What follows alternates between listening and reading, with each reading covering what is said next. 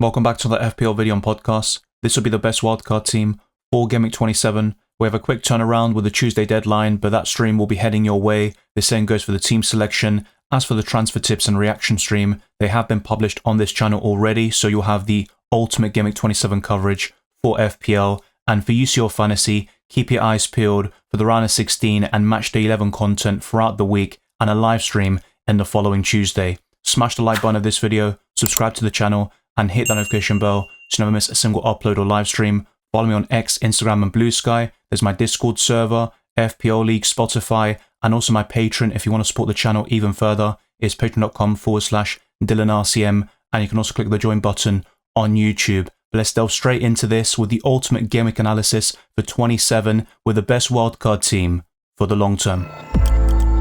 There are timestamps on this video, but let me know if you like the new additions to the wildcard videos in terms of predictions and also highlighted players, top 10 captains, and also a breakdown of the data. But I've gone for Brighton 2, Bournemouth 2 in the first game of 27 on Tuesday night, Crystal Palace 3, Aston Villa 2, and last time they faced each other at Selhurst Park, Jean-Philippe Mateta scored a hat-trick. I've also gone for Wolves 2, Fulham 1, and many of these predictions, in fact pretty much all of them, were made before Saturday's matches. Only one or two tweaks here and there, mainly with the Arsenal match, which I'll get onto very shortly. Chelsea 3, Southampton 1. I think Chelsea will get the job done, but they have been very shaky since December. Brentford 1, Everton 1. This tends to be a low-scoring affair, and ultimately, it's a very difficult game to predict, but I've gone for a 1-1 draw.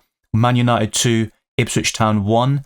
As bad as United have been, especially at home, I still think they've got enough firepower to get over the line. I've also gone for Nottingham Forest 2, Arsenal 0. I originally predicted 1-0, but I've gone for 2-0 this time round. I think Nottingham Forest have the attacking options to really punish Arsenal at this moment in time. And also Tottenham 1, Man City 0. That's why I've recommended Ange Postecoglou if you are on the assistant manager chip this week and want to target table bonus. And by the way, the teams to look out for if you want to go for that table bonus manager would be Ursula against Bournemouth. You've also got Oliver Glasner once again, this time facing Aston Villa. Also Vitor Pereira facing Fulham. I wouldn't go for Juric away to Chelsea, but that is another option for you to consider. And then of course you've got Ange Postecoglou against Man City. And another one would be Eddie Howe away to Liverpool, but I've gone for a 3-1 home victory there for the Reds, so I would not recommend Eddie Howe this week. In fact, Gameweek 32 is, I think, the best time in isolation to use the assistant manager because Crystal Palace and Newcastle double, and then you'll have another double Gameweek in 33, so you can get 5 matches in a free Gameweek period from the most powerful chip in the game, just like I did over the last couple of weeks. But ultimately, I don't think Eddie Howe in Gameweek 27 is the answer. And finally, West Ham 2, Leicester 0. You can find my final predictions in the deadline stream tomorrow, but this is what I've currently gone with. But let's highlight one player who I think could be very promising this week, despite having a fairly tough fixture on paper. But if you look at Fulham and their weaknesses, they are conceding a lot of chances in central areas, but particularly on that left channel in these kind of half spaces, and that is exactly where a certain Wolves attacker loves to thrive on. And in fact, the last time he faced Fulham, he got 16 points at Craven Cottage, and that is Matheus Cunha, who has a good record against Fulham overall. So the blue circles you see is the chances conceded by Fulham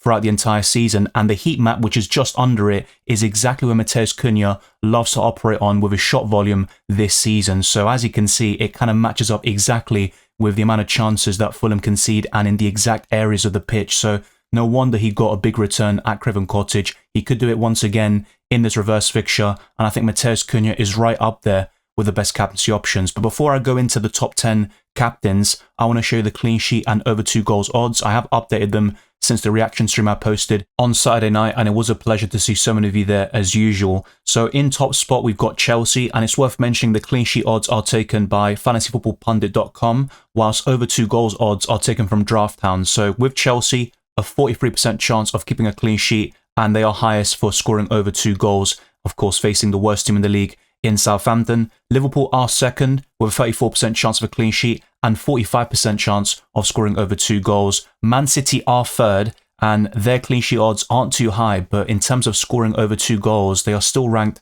very, very high up in this list. But I wouldn't be recommending Man City assets this week, and Tottenham Hotspur tend to be a bogey team. I've gone for that 1-0 Tottenham win, so I don't think I particularly agree with Man City being ranked so highly in terms of scoring over 2 goals this week. But then again, they are facing a pretty suspect Spurs defence, which has been better with some key players returning from injury, especially Vicario between the sticks, but I'd still be hesitant about Man City in Gameweek 27. Man United, West Ham and Brentford complete the top 6, and Southampton are last. You'll see them very often near the bottom. A 7% chance of keeping a clean sheet against Chelsea, who are completely off form, and 8% chance of scoring over 2 goals. But let's now move on to the top 10 captains, and there are some different players in here, so to speak. There are some big differentials and players you might not expect in a top 10 list. So I've gone for Heung-min Son in 10th position, facing Man City. He has a great record against them historically, despite that huge miss last season at the Etihad, and he hasn't been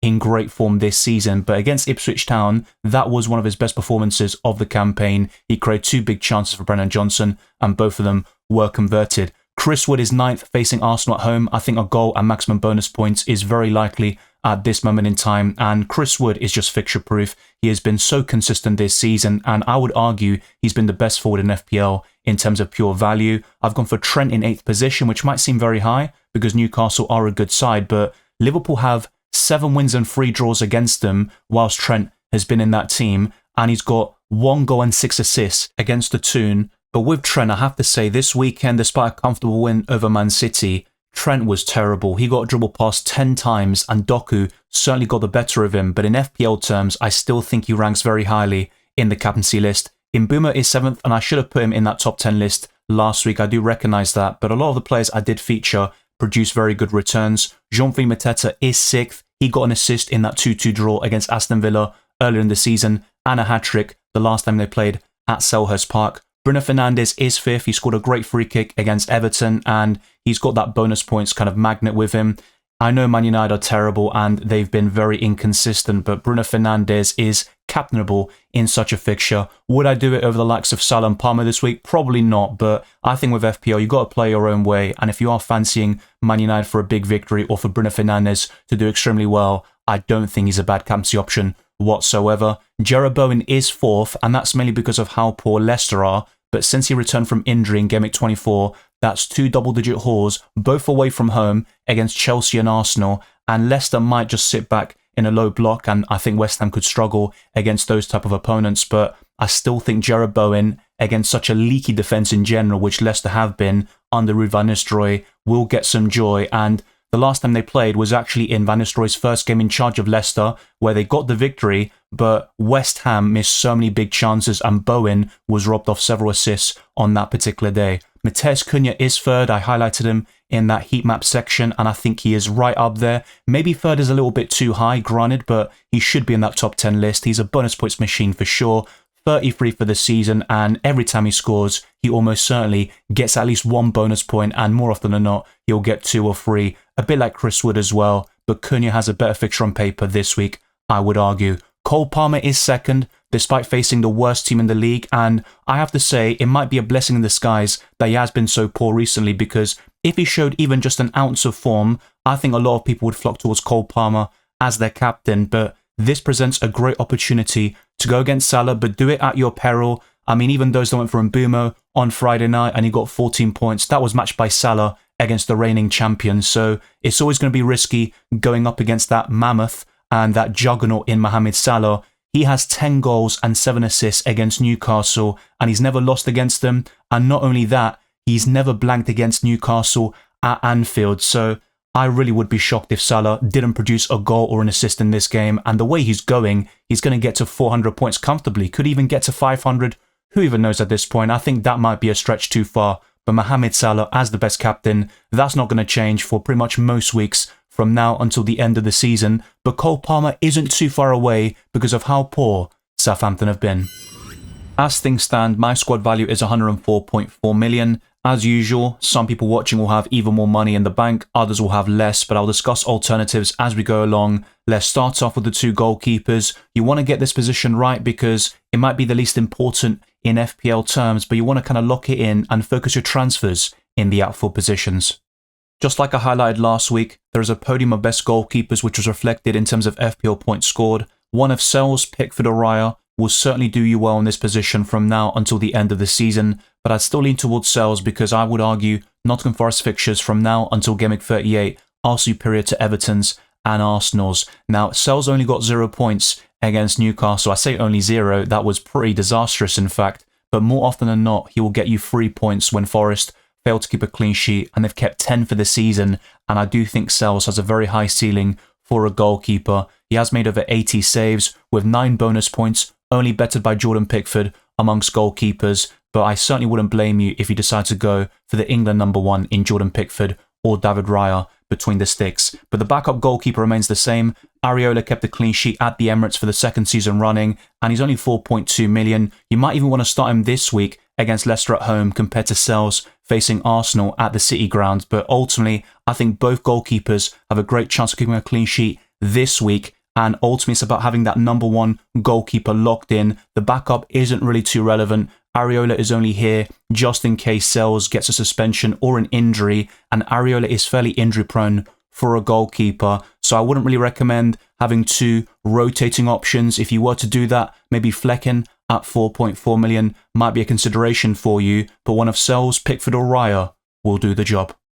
Your chip strategy is very important in determining what you should wildcard to and also which transfers you should be making, but if having Trent Alexander-Arnold isn't a big issue for you in blank Game Week 29 and you can easily bench him or you're free hitting that week, I'd highly recommend him in the long term. The next 2 home fixtures are against Newcastle and Southampton, and as mentioned in the captaincy section, he has a great record against Newcastle in terms of wins, clean sheets, and also goal contributions, and I think he's got the highest ceiling of any defender in FPL. Next up though is another one who might actually battle Trent in terms of that particular metric, having the highest ceiling for this position, and that's Daniel Munoz, who scored another goal for Crystal Palace this season. That's 7 goal contributions for the campaign, courtesy of 3 goals and 4 assists, and he can also get some decent bonus points too, but the underlying stats have always been terrific with the Colombian, with 24 shots inside the box. He also blanks in Game Week 29, so you have to be very mindful of this. If you are in a position where you're not going to free hit in Game Week 29, or you don't want to have too many blank Game Week 29 players you are not going to feature that week, then you need to reconsider one of these options at least. But with this setup, only 4 players will blank in Game Week 29, so even with free transfers, you can sell one of them for Game Week 29 specifically, and then bring them back shortly afterwards. Let's select 3 other defenders who feature in blank Game Week 29. You certainly don't want to leave yourself too short, especially if you aren't free hitting in that blank. But Aït-Nouri has a great fixture that week against Southampton away, and overall, Wolves have the best fixtures until Game Week 34. Matheus Cunha is comfortably the best Wolves asset overall, but I would argue Aït-Nouri is second, and he is much better than the others. He has been an FPL troll this season, and he can be quite underwhelming. Let's not forget Wolves aren't the greatest defensively, but they kept that clean sheet against Bournemouth, 1-0 at the Vitality Stadium. The red card was very influential, but Aït-Nouri can sometimes produce returns when you least expect him to, and he's got the goals and assist threat for a defender. Next up, I would recommend a Bournemouth defender still, despite their recent struggles, one of Howson or Kirkes, and I'd still lean towards the centre-back, Dean Howson, who can score from set pieces with goals against Man United and Tottenham this season, and that means he's got a very high ceiling. In fact, he has more bonus points than Milos Kirkes, despite playing fewer minutes and having way less starts, so I think Kirkes is a great option for his price tag, and he also ticks that blank Game Week 29 box, and Bournemouth have decent fixtures in the medium term. But last, and maybe least to be fair, is going to be Mykolenko, who has good fixtures over the next 3, but then afterwards Everton have a torrid run from Game Week 30 to 34. But remember, back around Game Week 17, a lot of us would have sold Mykolenko, and he kept clean sheets at the Emirates and also against Chelsea, who were in form at the time. So I don't think having an Everton defender or Jordan Pickford in goal is a bad idea. And because of his cheap price tag, you can easily bench him when the going gets tough and you're not really confident of Everton keeping a clean sheet. But through this defensive line, which also includes the goalkeepers, you are covering so many different teams, and some of them are right up there in terms of the best defences in the country, particularly Liverpool and Nottingham Forest. You can still go for Arsenal in terms of Raya in goal, or one of Gabriel Saliba, maybe even Jurrien Timber, although I wouldn't recommend that particular pick right now with Ben White returning from injury. But I think this defensive line is still good enough, and you've got a mixture of clean sheet chances, bonus points, goals and assist threat, especially from the likes of Trent, Munoz and Aït-Nouri. let's keep this segment short because for months I've been talking about Salah and he is essential. Let's not sugarcoat it. He has been for quite a while now. I'm surprised that 28% of FPL managers still don't own Salah, but you can still play FPL in different ways and get a very good rank or win your mini leagues and stuff like that. But Salah is very difficult to rival for the captaincy. You might better him or equal him in certain match days, but more often than not, Salah will come out on top. Could you go for Cole Palmer instead of Salah as the captain? You could do, and I completely get why some people are looking to sell Palmer, at least in the recent weeks, but selling Palmer now against Southampton at home would be a massive mistake. I really couldn't recommend that. I think it could be a catastrophic decision. He's got a very high ceiling, especially in the next 2 home games. For those that have owned Palmer all season like myself, if he does blank in the next couple, he is arguably sellable around Gameweek 29 or possibly Gameweek 30, but Chelsea still have good long-term fixtures actually after the blank. That isn't particularly great, by the way, facing Arsenal away, but they are in a precarious situation right now, the Gunners, and Chelsea could go to the Emirates, really frustrate them, and Palmer could be the difference maker in such a match. So I still think Palmer has a lot to give from now until the end of the season. There is no doubt that he's nowhere near Salah in this campaign, but he can still be the second best asset in this position and arguably across all areas in FPL. But let's now go to more attainable options, so to speak, cheap choices, and one of them is mid-priced. He has gone up to 8 million recently, and that's Bryan Mbeumo. Brentford's long-term fixtures aren't great, especially from Gameweek 29 onwards, but I think for those that have Mbeumo, he's a very easy hold, and he might even be a season hold keep actually. But in terms of those looking to invest, there are other options to consider, like Mitoma, Justin Kluivert. I still like Semenyo and Dango Ouattara, although particularly in the case of Dango, you could see his minutes drop over the coming weeks. Not to mention Nwaneri as a kind of 5th midfielder to rotate with your other options, but you wouldn't want to start him week in, week out. And you've also got other choices like Bruno Fernandes for those looking to go a little bit differential, so to speak. But Mbeumo is still my preference over all other Brentford assets, including Visser up front and also in the midfield. He is comfortably 3rd in the overall list. But there is one player who was rivaling him for that podium spot, and that's Justin Kluivert, who blanked in Gameweek 26. I still think it's worth investing in him over Dango or Semenyo because he's on penalties.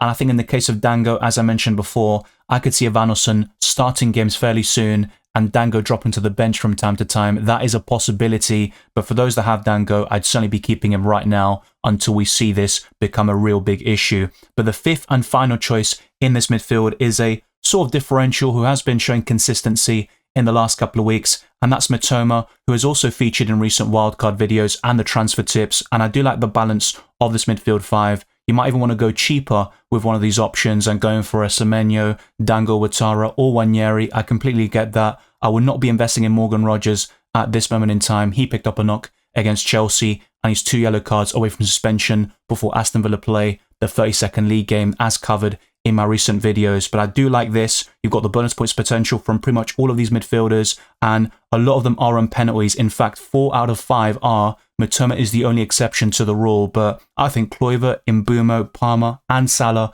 can always produce a goal even when they're not playing well in a particular game. Over the last couple of weeks, I've been very consistent on this. If you want to navigate blank Gameweek 29, the 2 best forwards to go for on the free hit or just really buying for the long term would be Chris Wood and Matheus Cunha. That hasn't changed at all. Both of them are talismanic figures. They are bonus points machines. If they score, they will more often than not get maximum bonus points, and that's why both of them feature in this wildcard team for the 2nd week running. And in fact, if you actually look at all my wildcard videos this season, both of these players have featured more often than not. Sometimes you can go for different players. Jean-Philippe Mateta, by the way, would be an excellent choice, and it's just a shame you can only pick 3 forwards because I think there are 4 strikers right now who are bang in form, who really deserve a place in this FPL team, but one of Mateta or Isak have to be left out, and at the moment I'm going for Alexander Isak, but I certainly don't mind Jean-Philippe Mateta, and in Gameweek 30, I would certainly recommend going for Mateta after blank Gameweek 29 because Crystal Palace would face Southampton away and then they double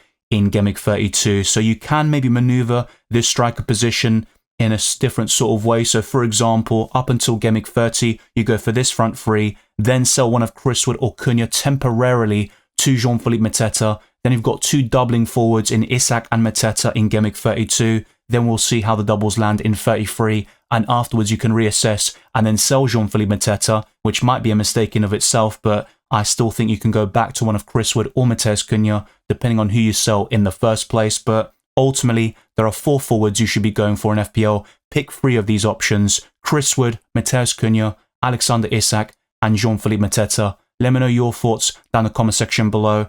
After Gameweek 29, I'd be looking to bring in the likes of Lewis Hall at the back and also Anthony Gordon potentially. And remember, if you have the assistant manager chip and you want to use it in Gameweek 32, then going for Oliver Glasner or Eddie Howe looks like a brilliant play. My preference at this moment in time would be Oliver Glasner in that particular game week. The starting 11 is courtesy of the website FPL.team. It's a great resource for visualizing future game weeks and comparing strategies and also transfer plans. I've gone for Sells in goal, but you could easily go for Areola because of a more appealing fixture on paper. The back 3 includes Trent, Munoz, and Aït-Nouri, a midfield 4 of Salah, Mbeumo, Palmer, and Mitoma, a front 3 of Chris Wood, Isak, and Matheus Cunha, and the bench is a bit uncomfortable this week. You've got Areola, Kluivert, Howson, and Mikalenko. That is bench boostable, I would argue, in Gameweek 27, but I still think it's a solid platform for blank Gameweek 29, double Gameweek 32, and also other doubles later in the season. And if you got free transfers, they will no longer reset to 0 this season after you activate the wildcard. So it can still be a very powerful chip. You use the wildcard and then you've got the free transfers in your back pocket to make other moves in the future. But that will vary for people watching. Some of you might only have 1 free transfer, others will have 5, and also the budget that you have in the bank, that is going to be very crucial in terms of making certain upgrades. Maybe, for example, you don't want Mitoma and you want to go for a more expensive midfielder for those that have a lot of money in the bank, and perhaps you can go for a differential like Bruno Fernandes or Jared Bowen. In fact, that will be my favourite in terms of replacing Mitoma if you have the funds. But ultimately, this 15-man squad is very strong, and I have discussed alternatives in each position. Thank you very much for watching this video and listening to this podcast. If you enjoyed it or found it useful, then be sure to like the video and subscribe to the channel. Our aim is to get this to a 200 likes and to keep on pushing towards new goals like 33,000 subscribers. Follow me on X, Instagram, and Blue Sky, Dylan RCM, and in the case of Blue Sky, it's FPL Dylan. You can also join the Discord server, FPL League, check out my Spotify, and become a patron or a channel member by clicking the join button on YouTube or going to patreon.com/DylanRCM. I wish you all the best of luck for Gameweek 27 and the rest of the season, and I'll see you tomorrow for another deadline stream.